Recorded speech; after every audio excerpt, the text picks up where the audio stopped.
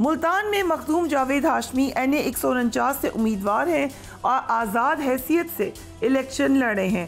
مخدوم جاوید ہاشمی کو اس نشست پر جہانگیر ترین، عامر ڈوگر اور شیخ طارق رشید جیسی اہم شخصیات کا سامنا ہے۔ سابق وزیر اعظم یوسف رضا گیلانی NA 148 سے پیپلز پارٹی کے امیدوار ہیں۔ یوسف رضا گیلانی کو اون عباس بپی، سکندر حیات بوسن اور احمد حسین جیسے اہم امیدواروں کا سامنا ہے۔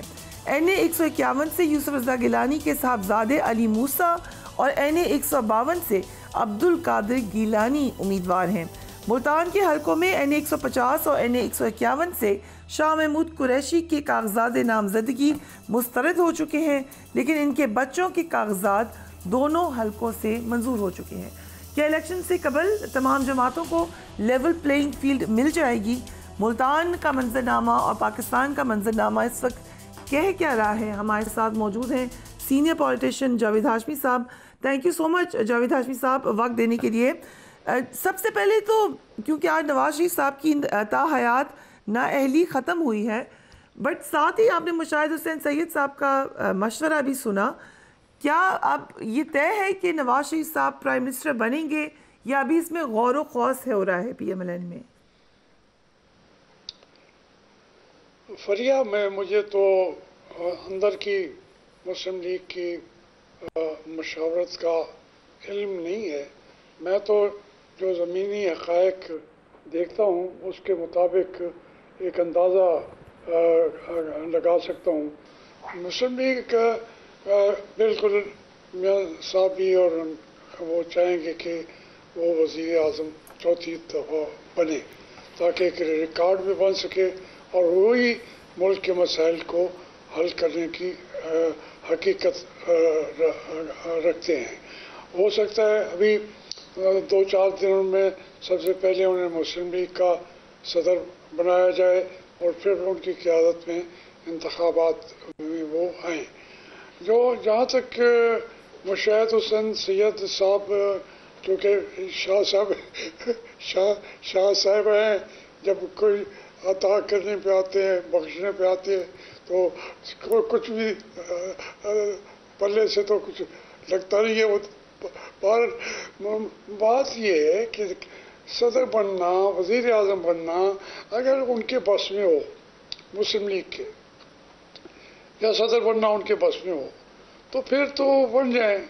ہمارے حقیقتاً سیاسی پارٹیوں کے اندر اتنی قوت طاقت ہے نہیں، نہ اتنی وہ منظم ہیں کہ وہ اس میں اپنی مرضی کے عہدے چنتی پھریں، ان کو آگے لے جاتی رہیں۔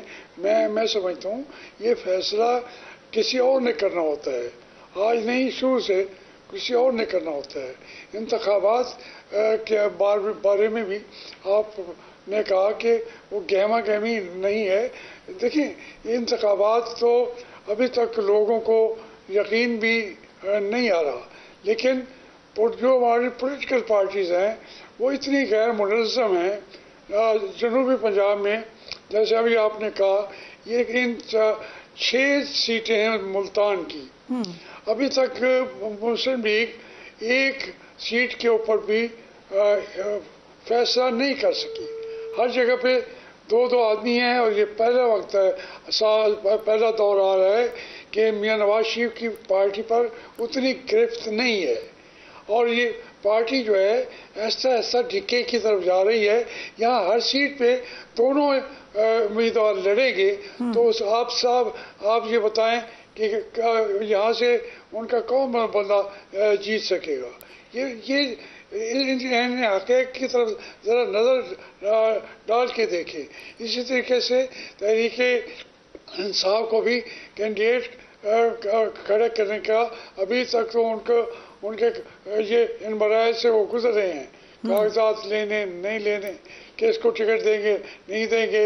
اور جو ہماری یہ نئی پارٹی آئی ہے، ہمارے نئے مہمان، وہ ان کا یہاں سے تو تعلق واسطہ ہے نہیں ملتان سے، تو وہ اس میں بھی ایک کینڈیڈیٹ شاید ان کا لڑے گا۔ وہ ہیں ہمارے مہربان ہیں جہانگیر خان ترین، ان کے ساتھ ابھی مسلم لیگ کی سیٹ ٹو سیٹ جو ان کی ایڈجسٹمنٹ ہونی تھی وہ ابھی نہیں ہو رہا. تو یہ جو ابتدائی کام ہی نہیں ہو سکا تو کہما کہمی کیسے آئے گی؟ ہاشمی صاحب آپ کا ایک انالیسس، کیونکہ ظاہر آپ اتنے سیزن جرنلسٹ ہیں اور سیزن پولیٹیشین ہیں، لیٹس سے کہ سیٹ ایڈجسٹمنٹ ہو جاتی ہے پی ایم ایل این کی جہانگیر ترین صاحب کے ساتھ، جو کہ کہا گیا کہ جو 3 سیٹوں پہ مانے ہیں میاں صاحب، ان میں سے ایک جہانگیر ترین صاحب کی ہے سیٹ ایڈجسٹمنٹ کے لیے. اگر ہو جاتی ہے لیٹس سے کہ ایک طرف آپ کا مقابلہ جہانگیر ترین سے ہو جن کو P M L N support کرے، اور دوسری طرف پی ٹی آئی بھی ہو، آپ کس کو زیادہ مضبوط امیدوار سمجھیں گے؟ دیکھیں نا، پھر مسلم لیگ کا کینڈیڈیٹ تو نہیں ہوگا آج جیسے آپ فرما رہی ہیں جی، پھر پی ٹی آئی کا کینڈیڈیٹ ہوگا. تو میں تو بنیادی طور پر جہانگیر ترین صاحب نے کبھی ملتان کی سرزمین پر پہلے قدم نہیں رکھا. وہ اب آئے ہیں پولیٹیکلی. ویسے تو وہ ان کا جمپل بھی یہاں کا ہے، مگر ساری زندگی انہوں نے وہ کبھی ملتان کی طرف دیکھا بھی نہیں ہے. تو اب وہ آتے ہیں، وسائل کے ذریعے بھی معاملات کو آگے چلائیں گے. جو ڈوگر صاحب ہیں، یہ ان کے والد صلاح الدین ڈوگر تھے. میں نے ان کو میں نے ان کو کوئی 20,000 کے ساتھ شکست دی تھی. پھر عامر ڈوگر میں بھی میرے خلاف الیکشن میں تھے، مجھے 74,000 ووٹ ملے اور عامر ڈوگر صاحب کو 18,000 ووٹ ملے تھے. پھر ایک وہ ضمنی الیکشن جسے کہتے ہیں، وہ میں سمجھتا ہوں میں جیت گیا ہوں اور وہ مجھے ہرانے والوں نے ہرا دیا. تو اس لیے اب ان کے ساتھ پی ٹی آئی کا بھی یہاں پہ 4-5 کینڈیڈیٹ ہے پی ٹی آئی کی بھی. کون آگے آتا ہے؟ اور پھر جو ملکی سطح پہ ایک سٹینڈ ہے میرا، سٹانس ہے میرا، وہ اس وقت پوری پی ٹی آئی کی جو کینڈیڈیٹ چھوڑے ان کے مرکزی لیڈر بھی وہ چپ ساتھ گئے ہیں. وہ بولتے نہیں ہیں، نہ عمران خان کے لیے، نہ اس کی رہائی کے لیے، نہ اس کے کاموں کے لیے. میں بول رہا ہوں لیکن مجھے اس کی پرواہ نہیں ہے، وہ چاہے وہ کر لیں گے. میرا جو سٹانس ہے یہ وہ ان سب سے آگے ہے. جب پوری تحریک انصاف چپ کر کے بیٹھ گئی یا وہ ان بیچاروں کو وہ چھپی پھرتی ہے، اس وقت میں کھڑا ہو کے بول رہا ہوں.